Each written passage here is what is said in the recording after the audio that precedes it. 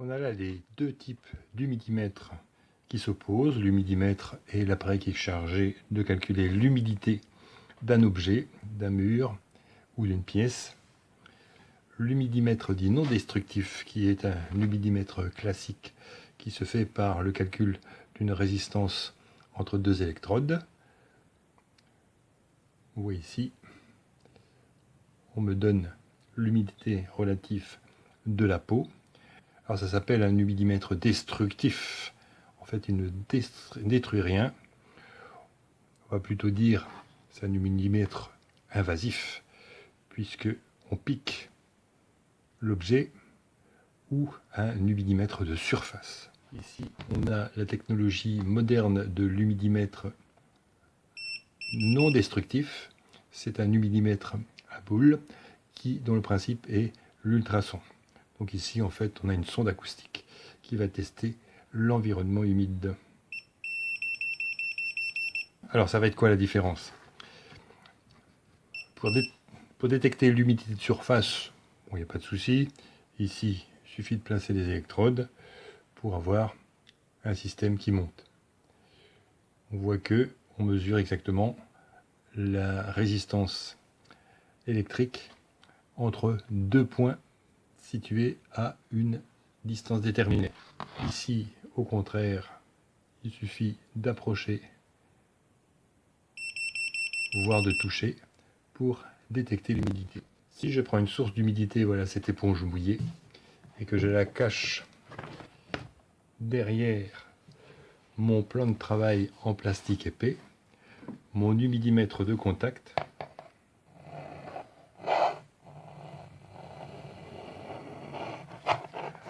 à aucun moment ne va déceler la moindre humidité. Mon éponge est ici. Par contre, l'humidimètre à ultrasons, alors pour le calibrer, j'allume, puis j'appuie sur le bouton Miss. Double bip, c'est calibré, réglé à 0. Ici, donc la boule est au contact de la surface à tester. Une humidité résiduelle à 6%. On considère que c'est sec.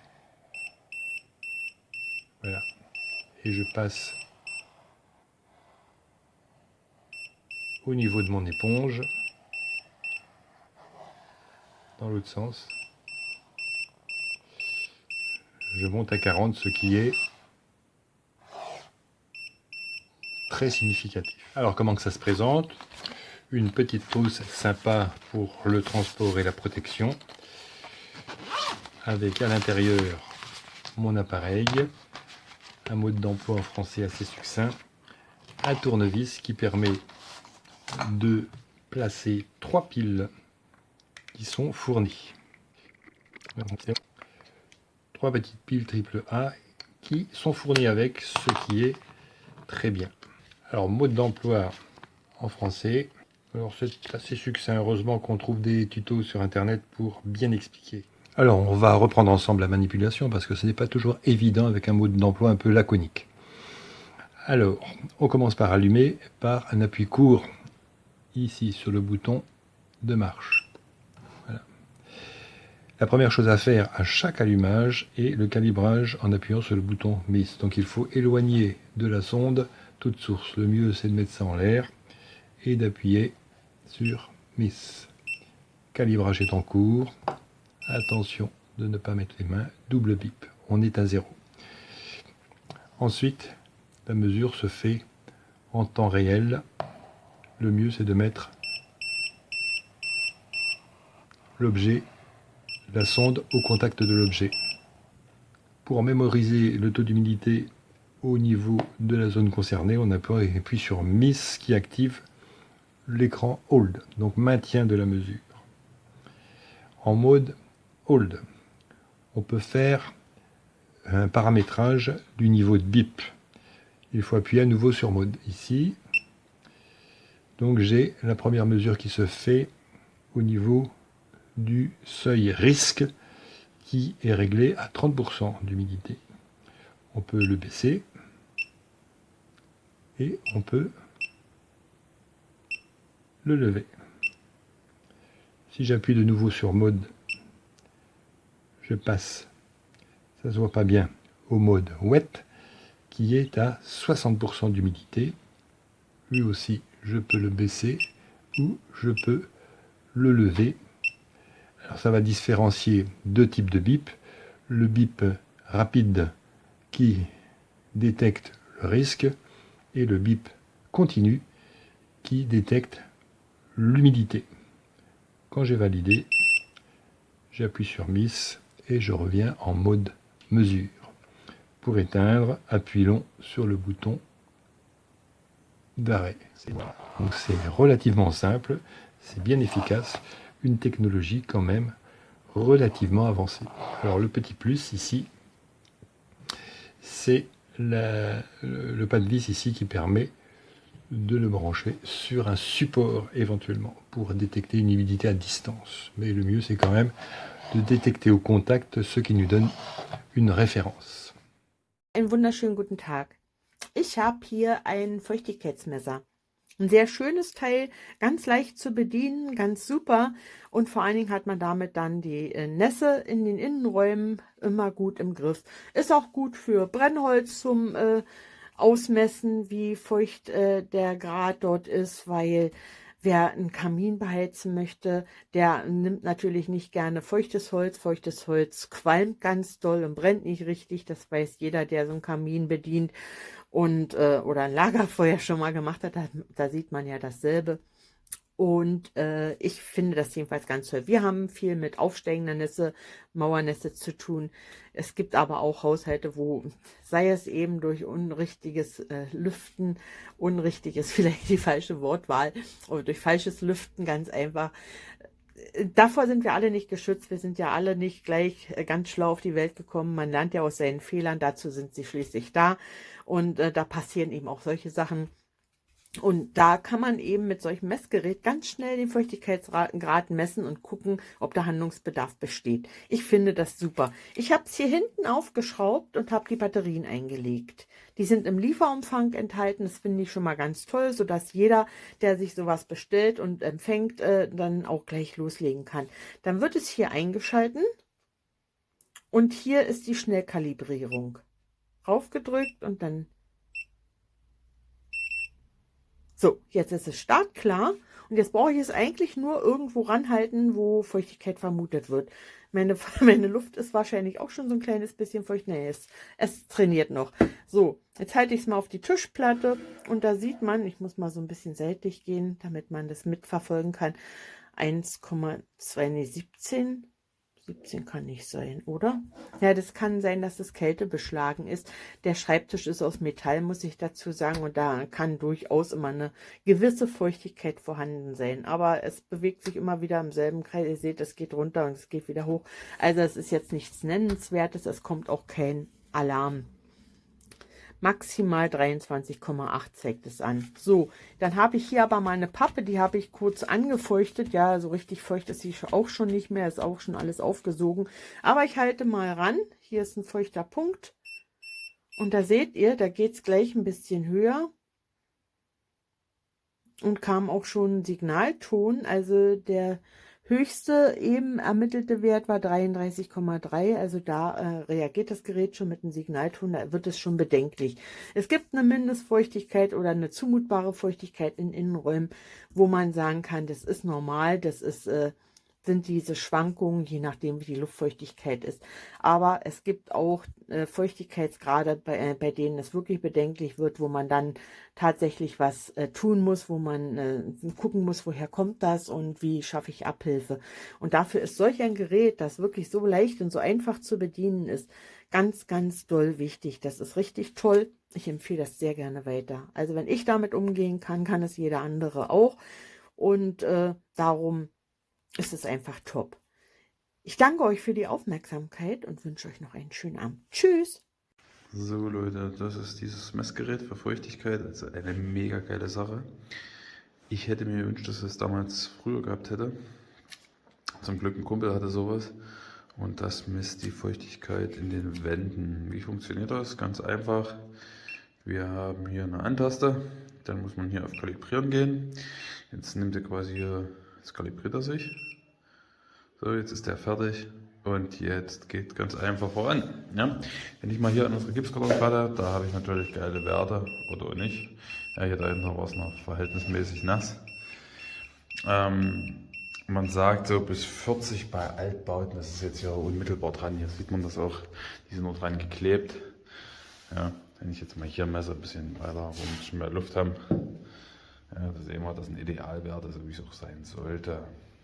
Wir haben hier das ganze Haus trockengelegt, das ist noch relativ frisch, deswegen haben wir verhältnismäßig hohe Werte. Wenn wir hier mal an eine normale Mauer gehen, ja, die richtig nass war, dann sehen wir hier 39. Man sagt, bei Altbauten bis 40 soll normal sein. Ja, wenn es nachher auf 60 geht, dann wird es dann schon ein bisschen kritisch. Hier im Fensterbereich ist noch ein bisschen sehr nass. Das ist noch alles in der Trocknungsphase. Hier sieht man das auch, wenn ich hier mal rangehe. Das ist schon kritisch, aber dafür haben wir ja auch die Fenster. Ja, dieses Gerät ist super. Man kann hier auch die Werte eingeben, wann es piepsen soll, wann nicht. Ja. Und man sieht auch hier, was Maximum ist und was Minimum war. Man sieht auch hier selbst, die Luftfeuchtigkeit ist selbst hier im Raum relativ hoch im Bad. Ja, und ich finde, das Ding ist einfach der Hammer. Ja, wenn man sich jetzt ein gebrauchtes Haus kauft, gerade solche Altbauten, ist dieses Teil unverzichtbar. Dann kann man gucken, ob die Wände nass sind oder nicht. Ja, hier ist das Grundwasser sehr hoch, deswegen haben wir hier hohe Werte. Aber ja, da sieht man ja, wie gesagt, selbst hier, wenn man jetzt den Badebereich nimmt, hier sehen wir die Mauer, ja, die ist schon echt heftig, steht sogar im Risikobereich, aber das ist halt, weil es alles noch trocken muss und weil hier natürlich auch ja, überall Wasser ist. Ja, ich hoffe, ich konnte euch damit helfen, das Ding ist echt cool, kann ich nur empfehlen. Wie gesagt, wollt ihr euch ein Haus kaufen, kauft euch so ein Ding und rennt damit durch, sonst könnt ihr böse Erwartungen und sonst kann es auch richtig teuer werden. Bonjour à tous, alors ce que je vous présente ici c'est un testeur d'humidité mais qui a un énorme avantage par rapport à ses produits concurrents, c'est qu'il utilise un champ. Au lieu d'avoir les deux traditionnelles pointes que vous enfoncez dans le matériau, ce qui laisse immanquablement des traces, que ce soit sur du bois, sur du plâtre, sur une surface peinte, vous verrez toujours ces deux petites pointes, ces marques de pointe sur le mur. Ici, il n'y a aucun endommagement de la surface et ça c'est fondamental. C'est l'énorme avantage de ce produit. Alors il est livré avec une housse de rangement, une documentation multilingue dont le français, un petit tournevis pour ouvrir la trappe pour insérer les 3 piles type AAA qui sont fournies. Alors un petit commentaire à ce sujet, attention à ne pas perdre la petite vis qui n'est pas solidaire du couvercle. Vous installez vos piles. Alors pour la mise en marche et l'utilisation, c'est très simple. Alors il y a quand même une page qui est importante dans le manuel qui indique les valeurs normales de détection pour le bois, le ciment et le plâtre. Vous voyez que du bois en dessous de 50, c'est considéré comme sec, alors que l'appareil par défaut, mais vous pouvez le changer, est calibré en dessous de 30 comme sec. Donc de 30 à 60, il affichera un risque. Si c'est du bois, vous verrez que même si vous êtes à 49, c'est considéré comme sec, donc ne vous inquiétez pas. Si vous ne testez que du bois, vous pouvez parfaitement changer ces limites de 30 à 60 dans l'échelle, avec les touches plus et moins. Alors la mise en route, très simple, on allume l'appareil en étant à distance de tout matériau en plein air, on l'initialise avec la touche MEAS, voilà, ça fait une calibration qui permet de prendre en compte l'humidité de la pièce. Voilà, là il s'affiche à 0. Si maintenant je vais toucher le parquet, vous voyez, il va me sortir ici une limite à 52, là j'ai un petit peu d'humidité puisque je suis au-dessus de 50 pour le bois, d'accord. Si je vais ici, alors ça c'est parce que j'ai lavé mon sol certainement, vous voyez là je suis à 49, donc comme je suis en dessous de 50, ben, je suis considéré comme du bois sec en fait. Donc encore une fois, si je teste que du bois et je ne veux pas être dérangé sans arrêt par ces limites et ces bips, il me suffit de changer la calibration par défaut. Comme je teste plusieurs matériaux, il me suffit de garder en mémoire ce petit tableau et comme ça, je n'ai aucun souci pour utiliser ce testeur. Et encore une fois, il opère sans aucune marque. Et ça, c'est vraiment top.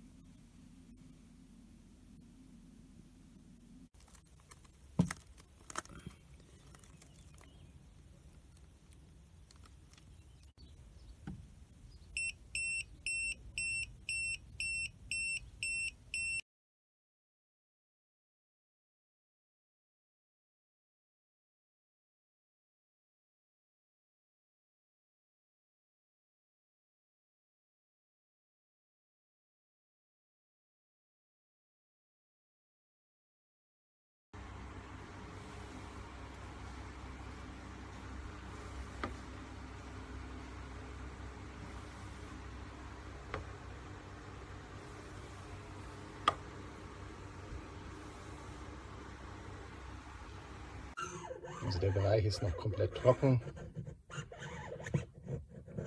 Und hier ist schon so eine strukturelle Veränderung. Und hier fängt es dann an. Also schon nass.